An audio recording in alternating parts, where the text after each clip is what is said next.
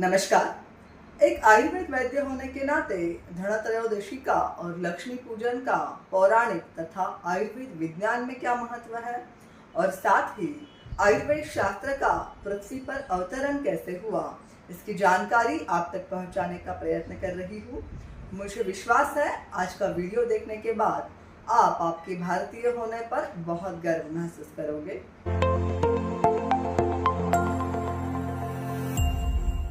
समुद्र मंथन की रोचक कथा हमने कई बार सुनी है, जिसका उल्लेख श्री विष्णु पुराण, श्रीमद् भागवत पुराण, वाल्मीकि रामायण, महाभारत के साथ साथ आयुर्वेद के ग्रंथ काश्यप संहिता के रेवती कल्पाध्याय में भी है। इस कथा के अनुसार दैत्य गुरु शुक्राचार्य के संजीवनी मंत्र के कारण पृथ्वी पर राक्षसों की संख्या बढ़ती जा रही थी और इन्हीं दिनों ऋषि दुर्वासा के शाप के कारण देवता श्रीहीन यानी आरोग्यहीन और लक्ष्मीहीन हो रहे थे, जिसके कारण देवताओं की संख्या घटती जा रही थी। इस संकट से उभरने के लिए भगवान विष्णु ने समुद्र मंथन कर अमृत प्राप्ति का उपाय सुझाया। अब इस दुष्कर कार्य को करना बहुत कठिन था, इसीलिए अमृत पीकर हमेशा के लिए अमर होने का लालच दिखाकर देवताओं ने राक्षसों से संधि कर ली। इतिहास में समुद्र मंथन ये एक ही ऐसा महान कार्य है जिसे करने के लिए पहली बार देवता और राक्षस साथ में आए और जिन्होंने मिलकर इस कठिन कार्य को संभव किया। समुद्र मंथन पश्चिमी समुद्र के भृगुकुच्छ के समीप हुआ था, जो कि वर्तमान में भरूच जिला है, जो कि गुजरात इस राज्य में स्थित है। इस समुद्र मंथन के लिए मथानी के तौर पर मंदराचल पर्वत का इस्तेमाल किया गया था, जो कि आज बिहार के बांका जिले में स्थित है, जिसे हम आज मंदार हिल के नाम से जानते हैं। इस विशाल पर्वत को समुद्र में स्थापित करने के लिए भगवान विष्णु ने कूर्म अवतार यानी कछुए का रूप धारण किया था और इस विशाल पर्वत का आधार बने थे, जिस कारण ये विशाल कार्य संपन्न हुआ। लगभग 2 साल 9 महीने और 10 दिन ये समुद्र मंथन चला, जिसमें एक के बाद एक 14 रत्नों का उगम हुआ। समुद्र मंथन में कार्तिक कृष्ण द्वादशी के दिन कामधेनु गाय प्रकट हुई, जिसे हम बसु बारस इस पर्व के नाम से मनाते हैं। और इसी मास के त्रयोदशी के दिन भगवान धन्वंतरी अमृत कलश लेकर प्रकट हुए, जिसे हम धनतेरस के नाम से मनाते हैं। और कार्तिक अमावस्या के दिन स्वयं माँ भगवती लक्ष्मी जी प्रकट हुई, जिस दिन हम लक्ष्मी पूजन करते हैं। समुद्र मंथन में प्रकट हुए भगवान धन्वंतरी ने विष्णु जी की और इंद्र की आज्ञा पर द्वापर युग में काशी के राजा दियोदास धन्वंतरी के रूप में जन्म लिया। ये शल्य चिकित्सा के आद्य प्रणेता थे।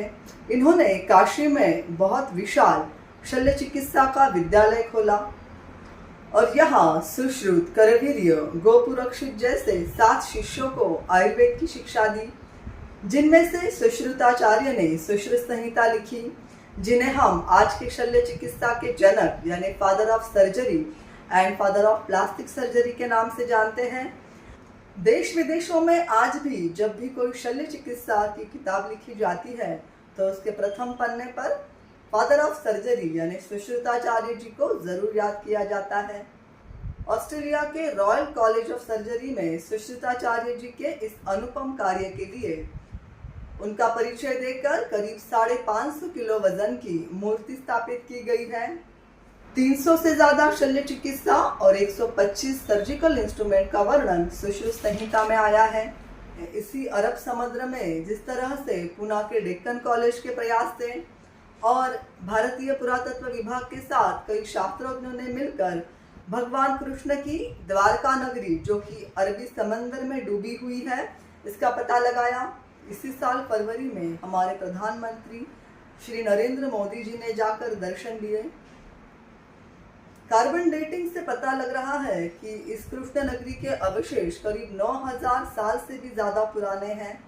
मेरा मानना है इसी तरह का रिसर्च अगर क्षीर सागर में भी किया जाए तो समुद्र मंथन से जुड़े कई रहस्य को हम उजागर कर पाएंगे। जिस तरह से आज के प्राचीन स्मारक हमें हजारों साल पुराने इंजीनियरिंग के उच्च कोटि के टेक्निक से अवगत कराते हैं, उस समय की इंजीनियरिंग इतनी विकसित थी कि आज भी हम ऐसी ऐतिहासिक स्मारकों का निर्माण हमारे आज की टेक्निक से भी नहीं कर पाएंगे। तो सोचिए उस समय का चिकित्सा शास्त्र भी कितना प्रगत रहा होगा। रामायण, महाभारत और आयुर्वेद के कई ग्रंथों में गंभीर व्याधियों की चिकित्सा, अनेक शल्य चिकित्साओं का वर्णन भी इसी तरह अचरज कर देने वाला है। पर बार बार हो रहे विदेशी आक्रमणकारियों ने हमारी तक्षशिला, नालंदा जैसे अनेक विश्वविद्यालयों को नष्ट कर दिया। आज के कलयुग में पुनः हमारे विचारों का समुद्र मंथन होने की आवश्यकता है, जिससे आयुर्वेद शास्त्र का ज्ञान हमें फिर हो सके और इसकी महानता हम समझ सके। दीपावली के इस पर्व में भगवान धन्वंतरी आपको अच्छा आरोग्य दे और माँ भगवती लक्ष्मी आपके घर में धन संपत्ति और खुशहाली बनाए रखे। दीपावली पर्व की सबको मंगलमय शुभकामनाएं। सनातन धर्म और विज्ञान से जुड़े इस महत्वपूर्ण वीडियो को अपने परिजनों के साथ जरूर शेयर करें। धन्यवाद। नमामि धन्वन्तरिमादिदेवो सुरासुरैर्वन्दितपादपद्मं लोके जरारुभयमृत्युनाशनम् दातारमीशं विविधौषधीनां शङ्खं चक्रं जलोकां दधतं मृतघटं चारुदोर्भिः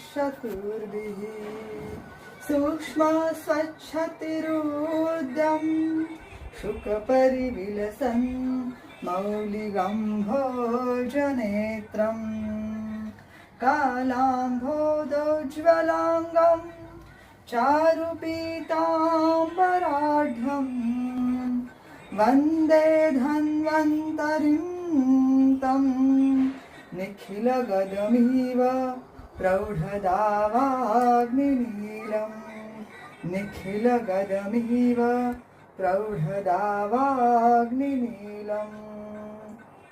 ऋषा आयुर्वेद के संपूर्ण स्टाफ की ओर से धनतेरस की शुभकामनाएं।